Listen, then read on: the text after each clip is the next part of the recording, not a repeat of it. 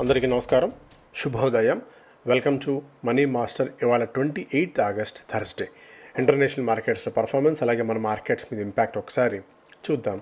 So ఒక సెలవు తర్వాత మళ్ళీ మార్కెట్స్ తిరిగి ప్రారంభం కాబోతున్నాయి. ఇవాళ మనకి F&O ఎక్స్పైరీ కూడా ఉన్న తరుణంలో మార్కెట్స్లో కొద్దిగా వాలటాలిటీ స్ట్రీట్ ఎక్స్పెక్ట్ చేస్తుంది. ఏషియన్ మార్కెట్స్లో యాజ్ ఆఫ్ నో నికాయ్ 0.25% మేర లాభాలతో ట్రేడ్ అవుతుంటే హాంకాంగ్ 30% మేర నష్టాలతో ట్రేడ్ అవుతుంది. షాంఘై 0.25% పైగా లాభాలతో కొనసాగుతుంది.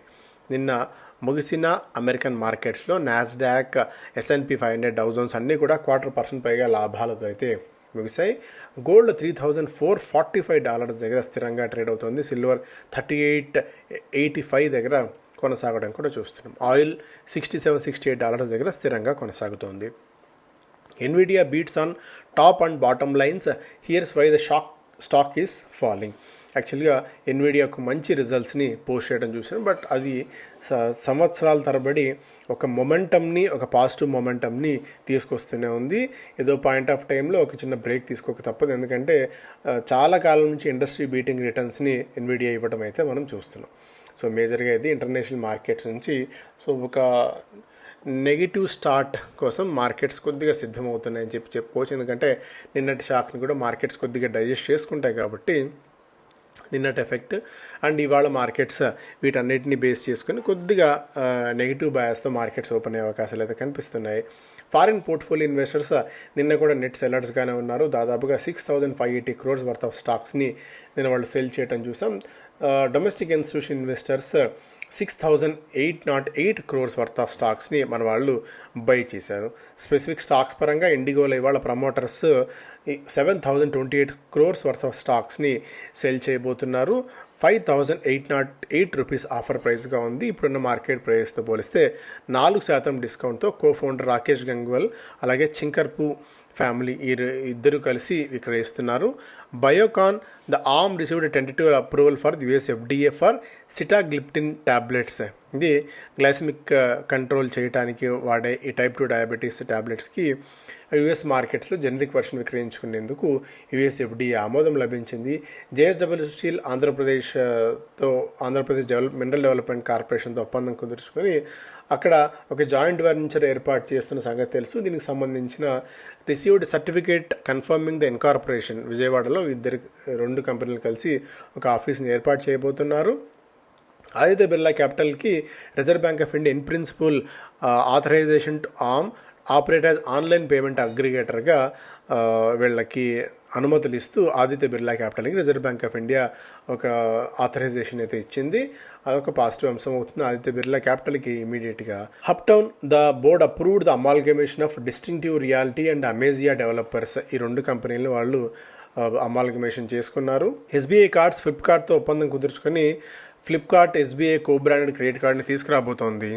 తిరుమలై కెమికల్స్ అలాట్మెంట్ చేస్తోంది 1.62 crore shares aggregating to 450 crores అని ప్రైవేట్ ప్లేస్మెంట్ బేసిస్. అలాగే యునైటెడ్ బ్రూవరీస్ తెలంగాణలో నిజాం బ్రూవరీస్లో ఇన్వెస్ట్మెంట్స్ చేస్తుంది. 90 కోట్ల రూపాయలతో తమ సామర్థ్యాన్ని ఇక్కడ విస్తరించుకునే ప్రయత్నం చేస్తోంది. Naveen fluorine the company allotted 20 crore preferential shares of aggregating 200 crores. Graphite India, the company increased its stake in Goody India to 45.76 via rights షేర్లను జారీ చేయించి దాదాపుగా మనకి 45.76% మరింతగా వాటాను గోడీ ఇండియా కంపెనీలో వీళ్ళు పెంచుకోవడం కూడా చూస్తున్నాం. SMS ఫార్మాలో ఎస్టాబ్లిష్మెంట్ ఇన్స్పెక్షన్ రిపోర్ట్ ఒకటి విత్ నో యాక్షన్స్ ఇండికేటెడ్. అదొక పాజిటివ్ అంశం. అట్లీస్ట్ నెగిటివ్ అయితే కాదు, వాళ్ళకి పాజిటివ్ అయినా కాకపోయినా. ఎస్కాట్స్ కుబోతా MU4201 ట్రాక్టర్ని కొత్తగా లాంచ్ చేసింది. స్టాక్స్ పరంగా చూస్తే చాలా స్టాక్స్ ఉన్నాయి, బట్ ఇమీడియట్గా స్టాక్స్ని ప్రభావితం చేసే అవకాశం ఉన్న స్టాక్స్ పరంగా జాగిల్ ప్రీపెయిడ్ స్టాండర్డ్ చార్టర్డ్తో ఒప్పందం కుదుర్చుకుంది. It's entered into 5-year agreement. It will act as a solution provider by offering its prepaid payment instrument platforms to the corporate customers. Utkarsh small finance bank total disbursements 1,241 కోట్ల రూపాయలుగా ఉంది. Loan portfolio దాదాపు 9,079 కోట్ల రూపాయలుగా ఉంది. Piccadilly the company has sold over 2 million bottles of its single malt brand in calendar year 2024, making it the number 1 single malt brand. రికార్డుని historic రికార్డుని నమోదు చేసినట్టు పికడల్లీ agro and industries వెల్లడించింది. HG ఇన్ఫ్రా ఫైనాన్షియల్ క్లోజర్ చేసింది ఒక ప్రాజెక్ట్కి గుజరాత్లో. 781 కోట్ల రూపాయల project ఇది. GR Infra ప్రాజెక్ట్స్కి the company has received an letter of intent from REC for a transmission system project in Madhya Pradesh. దాదాపు ట్రాన్స్మిషన్ ఛార్జెస్ ఉన్న ఇంత కెపాసిటీ ఉన్నదానికి లెటర్ ఆఫ్ ఇంటెంట్ ఒకటి REC నుంచి వచ్చినట్టు GR Infra వెల్లడించింది. ఒక పాజిటివ్, ఎందుకంటే ఇవన్నీ లెటర్ ఆఫ్ ఇంటెంట్లు ఇవన్నీ ఇమీడియట్గా ఆర్డర్స్ అవ్వడం, తాత్కాలికంగా ఏదన్నా పాజిటివ్ ఇంపాక్ట్ ఉన్నప్పుడు కూడా లాంగ్ టర్మ్లో ఎప్పుడు అవుతుందంటే వాటికి అవన్నీ రెవెన్యూ నెంబర్స్లో కనిపించినప్పుడు, క్వార్టర్ రిజల్ట్స్లో కనిపించినప్పుడు, ప్రాఫిట్స్ ఇంపాక్ట్ అయినప్పుడు మాత్రమే ఉంటుంది. కాకపోతే వాళ్ళ న్యూస్ పరంగా ఏదైనా నీజర్కి రియాక్షన్ ఉంటే కొద్దిగా గొప్ప 2 to 3% ఉంటే ఉండొచ్చు, కానీ ఇమీడియట్గా ఒక అర్త్ షాటరింగ్ లాగా ఇమీడియట్గా ఈ స్టాక్కి ఏదో మేజర్గా జరిగిపోతున్న వార్తలు అయితే చాలా తక్కువగా ఉంటాయి. అదొకటి గుర్తుపెట్టుకోవాలి మనం. మిగిలిన స్టాక్స్ కూడా చూస్తే ఎటర్నల్లో BNP Paribas Eternal witnessed a couple of deals where shares are bought and sold by BNP Paribas. JK Bank S కృష్ణన్ని నాన్ ఎగ్జిక్యూటివ్ చైర్మన్గా నియమిస్తూ బోర్డు ఆమోదం తెలిపింది. టాటా స్టీల్ సింగపూర్ ఇన్కార్పొరేటెడ్ కంపెనీలో 3,100 కోట్ల రూపాయలతో స్టాక్స్ని అక్వైర్ చేసింది. ఎకనామిక్ టైమ్స్ ఫస్ట్ పేజ్లో industry to SIT down with RBI for tariff assessment. నిన్నటి నుంచి US మన మీద విధించిన 50% అంటే 25% రెగ్యులర్ టారిఫ్స్, ఇలాగే 20% రష్యాతో మనం ఆయిల్ కొనుగోలు చేస్తున్నందుకు విధించిన పెనాల్టీ అన్నీ కలిపి 50% టారిఫ్స్ నిన్నటి నుంచి మన మార్కెట్స్ మీద, మన దేశం నుంచి ఎగుమతి అయ్యే వస్తువుల మీద US విధించింది. ఓవరాల్గా మన దేశం నుంచి దాదాపు $80 బిలియన్ మేర యూఎస్కి వెళ్తే అందులో దాదాపు $48 బిలియన్ వరకు ఈ 50% టారిఫ్స్ వీటిల్లోకి వస్తాయి. అందువల్ల కొద్దిగా ఆందోళన అయితే ఉంది. అంటే ఇమీడియట్గా ఇవాళ నుంచి రేపటి నుంచి దాని ఇంపాక్ట్ కనపడించకపోయినప్పటికీ కూడా అట్లీస్ట్ ఒక 1 month టైంలో ఖచ్చితంగా దీని ఇంపాక్ట్ అయితే ఉంటుంది. కొన్ని రంగాల మీద, ఎస్పెషల్లీ టెక్స్టైల్ కానీ, జ్యువెలరీ కానీ, లెదర్, టాయ్స్, MSMEలు కొద్దిగా హిట్ తీసుకునే అవకాశం అయితే ఉంది. ఈవెన్ షిరింప్ ఎక్స్పోర్ట్స్ లాంటివి కూడా. అయితే వీటిని సాధ్యమైనంత వరకు ఆదుకునేందుకు, ఈ రంగాలకి చేయూతనిచ్చేందుకు ప్రభుత్వం ఇప్పటికీ ప్రయత్నాలు అయితే మొదలుపెట్టింది. ఈ ఇండస్ట్రీ విభాగాలన్నీ కూడా కామర్స్ మినిస్ట్రీస్, అలాగే ఈ ఇండస్ట్రీకి చెందిన అధిపతులు, ఈ ఇండస్ట్రీ బాడీస్ ప్రభుత్వంతో భేటీ కాబోతున్నాయి. రిజర్వ్ బ్యాంక్ ఆఫ్ ఇండియాతో కలిసి ఏదో విధంగా ఈ ఎఫెక్ట్ని కొద్దిగా కౌంటర్ మెజర్ చేసేందుకు ఏమేమి మార్గాలు ఉన్నాయి వాటన్నిటిని కూడా అన్వేషించే ప్రయత్నాలు అయితే చేస్తున్నాయి. డొమెస్టిక్ మార్కెట్ని ఏమన్నా పెంచుకోవచ్చా, ఆర్ఎల్స్ ఇతర మార్కెట్స్కి, అంటే ఇప్పుడు ప్రస్తుతం మనం కేవలం US మీద ఆధారపడ్డాం. ఆ US కాకుండా ఇతర మార్కెట్స్ మీద, ఏ మార్కెట్స్కి, UK కానీ, అటు యూరోప్ కానీ, ఆర్ఎల్స్ ఇతర మార్కెట్స్ వైపు, మిడిల్ ఈస్ట్ వైపు ఎంతవరకు మనం వీటిని ఓపెన్ చేసుకునే అవకాశం ఉంటుంది, మార్కెట్స్ని, వీటిని ఇక్కడ తయారైన సరుకుని ఇతర ఏ దేశాలకు పంపించే అవకాశం ఉంటుంది, దాని మీద ప్రస్తుతం చర్చలు అయితే జరుగుతున్నాయి.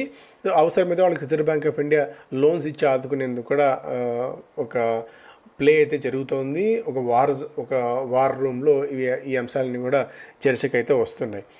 Commerce companies go big on gig hiring for festive play. So festive play కోసం ప్రయత్నాలు ముమ్మరం జరుగుతున్నాయి. India US levy hot line remains open. So ప్రస్తుతానికి ఈ బైలేటరల్ ట్రేడ్ రిలేషన్స్ కొద్దిగా ఇబ్బందిగా అనిపించినప్పటికీ కూడా US నుంచే సో ఇంకా స్టిల్ హాట్ లైన్ ఓపెన్గా ఉంది.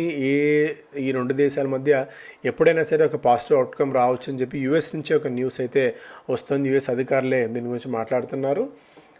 అప్డేట్. అలాగే thinner slice of GST is equal to larger FMCG helping. So FMCG కానీ, QSRs కానీ చాలా హోప్ మీద ఉన్నాయి. చాలా కాలం పాటు ఒక కన్సాలిడేషన్లో ట్రేడ్ అయినా, కన్సాలిడేషన్లో ఉన్న FMCG ఇండెక్స్ కూడా మేబీ కొద్దిగా ఒక బ్రేక్అవుట్ కోసం సిద్ధం అవుతుందేమో అన్నట్టుగా కనిపిస్తుంది. ట్రెండ్స్ కొద్దిగా మారుతున్న FMCGలో.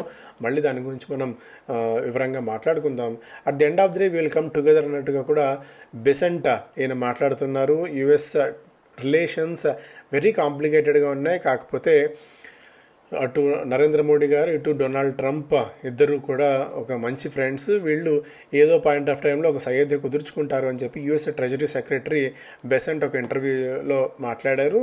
Trump toll on trade ties. ఇంతకుముందు మాట్లాడుకున్నట్టు electrical machinery, natural or cultural pearls, ఇట్లా కొన్ని రంగాల మీద ఒక గట్టి ఇంపాక్ట్ అయితే పడబోతోంది. వాటన్నిటిని కూడా మనం ఏ విధంగా వాటిని అడ్రస్ చేయాలో దాని మీద ప్రభుత్వం అయితే ప్రయత్నాలు చేస్తుంది. GDP గ్రోత్ 30 నుంచి 80 బేసిస్ పాయింట్స్ మీద హిట్ తీసుకోవచ్చు అనేది మరీ విపరీతంగా ఇబ్బంది పడే అవకాశాలు అయితే ఏమీ లేవు దీనివల్ల. Bankers expect little risk to credit growth. అంటే ఎవరైతే ఎక్స్పోర్ట్ చేస్తుంటారో వాళ్ళకి క్రెడిట్ గ్రోత్ విషయంలో కానీ వాళ్ళకి ఇచ్చిన లోన్స్ విషయంలో కానీ పెద్దగా అసెట్ క్వాలిటీ విషయంలో అంతగా ఆందోళన పడాల్సిన అవసరం లేదు. ఓవరాల్గా ఎక్స్పోర్ట్ క్రెడిట్ 0.1% ఆఫ్ లోన్స్లో ఉంది. ఒకవేళ హిట్ తీసుకున్న ఆ మేరకు మాత్రమే ప్రమాదంలో పడవచ్చు బ్యాంకర్స్కి కూడా.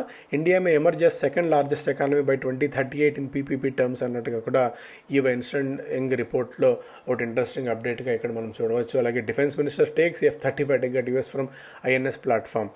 సో INS F-35 మీద ఉండి ఒక మూవింగ్ F-35ని మేము తయారు చేసాము. ఫ్లోటింగ్ F-35 ఓన్ ఇండిజినస్ పూర్తిగా భారత టెక్నాలజీ తయారైన దీన్ని ఆయన లాంచ్ చేస్తూ F-35 వార్షిప్ని ఆ సందర్భంగా యుఎస్కి పరోక్ష సంకేతాలను కూడా ఇచ్చారు. మీరు ఫ్లయింగ్ F-35 చేస్తే మేము ఫ్లోటింగ్ F-35 చేసాం, ఏమాత్రం మీకంటే మేము తక్కువ లేము అన్నట్టుగా కూడా ఒక సంకేతాన్ని. అలాగే defence pact upgrade and cards as PM visits Tokyo.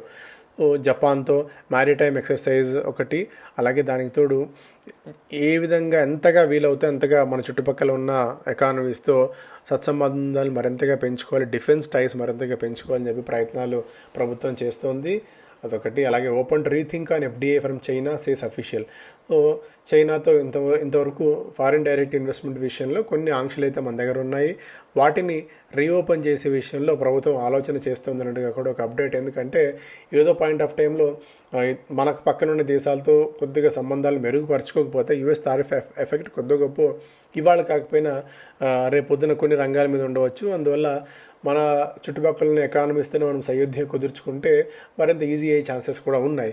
Consumer revival, ఇంతకుముందు కూడా మనం మాట్లాడుకున్నట్టు డొమెస్టిక్ ఎకానమీ మీద అంటే డొమెస్టిక్ కన్జంప్షన్ మీద మనం ఎక్కువగా దృష్టి పెట్టడం మంచిది.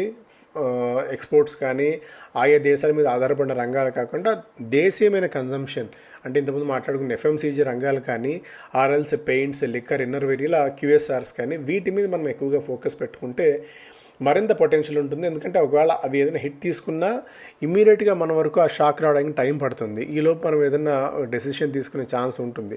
అయితే FMCG కానీ QSRs కానీ ఇక్కడ నుంచి గ్రోత్ పొటెన్షియల్ ఉండే అవకాశం ఉంది అనేది ఓవరాల్గా మనం అంతా అనుకుంటున్నాం. సో మోతీలాల్ ఓస్వాల్ ఒక రిపోర్ట్లో ఇచ్చి ఒక ఆప్టిమిజంని ప్రదర్శించింది. ఈ స్టాక్స్ని వాళ్ళు రికమెండ్ చేస్తూ టార్గెట్ ప్రైజ్లు ఇచ్చారు. మోతీలాల్ ఓస్వాల్ రికమెండ్ చేస్తున్న స్టాక్స్ ఇవి. ITC ఇక్కడ నుంచి కూడా 25% upside. Emami, Godrej consumer, Dabur, Marico, HUL ఇవన్నీ కూడా వాళ్ళ కన్జ్యూమర్ స్టాపుల్స్ విషయంలో రికమెండ్ చేస్తున్న స్టాక్స్. పెయింట్స్లోనేమో Indigo paints 26%, page industries, Radico Khaitan ఈ స్టాక్స్ రికమెండ్ చేస్తూ QSRలో restaurants brand Asia 73%, sapphire foods 24%, Devyani 15% దాకా అప్సైడ్ పొటెన్షియల్ ఉందని చెప్పి చెప్తోంది.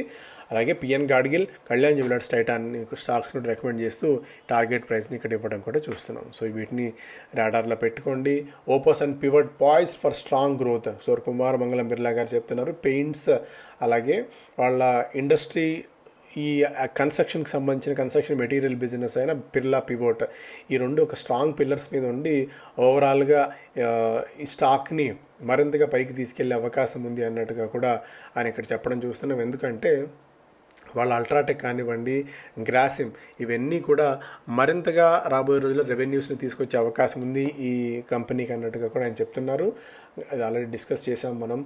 Drug medtech companies fear GST changes. ఇంతకుముందు మాట్లాడుకున్నట్టు GST కొన్ని రంగాల మీద ప్రభావం చూపుతుంది.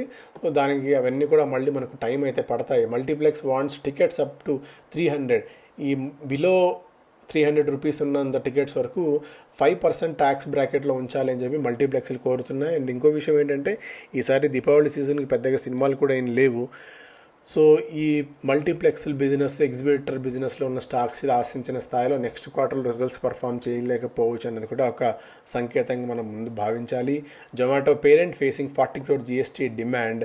అలాగే Ola electric has secured PLI certification for its Gen 3 scooter portfolio. ఇది ఒక పాజిటివ్ అంశం అవుతుంది. ఓలాకి బిజినెస్ స్టాండర్డ్ ఫస్ట్ పేజ్లో కమ్యూనికేషన్ ఛానల్స్ ఓపెన్.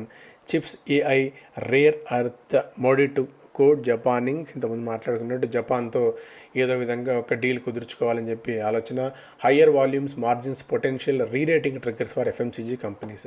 ఇంతకుముందు మాట్లాడుకున్నట్టు FMCG కంపెనీస్ మీద కొద్దిగా దృష్టి పెట్టవచ్చు. లాస్ట్ 4 years చార్ట్ ఇది. వెన్ కంపేర్డ్ విత్ మనకి Nifty 50, Nifty FMCG and Nifty India consumption. ఇదేమో నిఫ్టీ ఇండియా కన్జంప్షన్ దాంతో పోల్చిన నిఫ్టీ 50తో పోల్చిన నిఫ్టీ ఎఫ్ఎంసీజీ అంత గొప్ప పర్ఫార్మెన్స్ లేదు. మెల్లమెల్లగా ఎప్పుడే మళ్ళీ కొద్దిగా పైకి చేరుకునే ప్రయత్నం చేస్తుంది. వల్ల ఎఫ్ఎంసీజీ స్టాక్స్లో మేబీ కొద్దిగా ఇక్కడ నుంచి అప్సైడ్ పొటెన్షియల్ ఉండే ఛాన్సెస్ అయితే కనిపిస్తున్నాయి. యంగ్ ఇన్వెస్టర్స్ FY25లో కొద్దిగా నిరసించారు. బిలో 30 years ఉన్న వాళ్ళు మళ్ళీ FY26లో మళ్ళీ తిరిగి మార్కెట్స్లో తమ ఇంట్రెస్ట్ని తమ పెట్టుబడిని కొనసాగిస్తారనేది ఒక ఇంట్రెస్టింగ్ అప్డేట్. ఇక్కడ IPO స్ట్రీట్లో స్టిల్ ఇంకా దూకుడు కొనసాగుతూనే ఉంది. మోస్ట్ సబ్స్క్రైబ్డ్ IPOs ఈ మధ్యకాలంలో మనం చూస్తున్నాము. India reaches out to 100 nations for 10 trillion rupees shipping investments. So షిప్పింగ్లో మరింత సామర్థ్యం ఉంది కాబట్టి బై 2047 నాటికి ఈ సెక్టార్ని కూడా మరింతగా పటిష్టం చేసే దిశగా ప్రధాని ప్రయత్నం చేస్తారు. స్వయంగా ఆయనే షిప్పింగ్ అంబాసిడర్స్తో అలాగే షిప్పింగ్ కంపెనీ CEOస్తో మాట్లాడేందుకు ప్రయత్నాలు చేస్తున్నారన్నట్టుగా కూడా ఒక అప్డేట్ ఇక్కడ చూడవచ్చు. అలాగే యాక్మే 3,000 కోట్ల రూపాయల వరకు ఫండ్ రైజ్ చేయబోతుంది మల్టిపుల్ ట్రాంచెస్లో. సో ఇవి ప్రధానమైన వార్తలు. Thank you so much.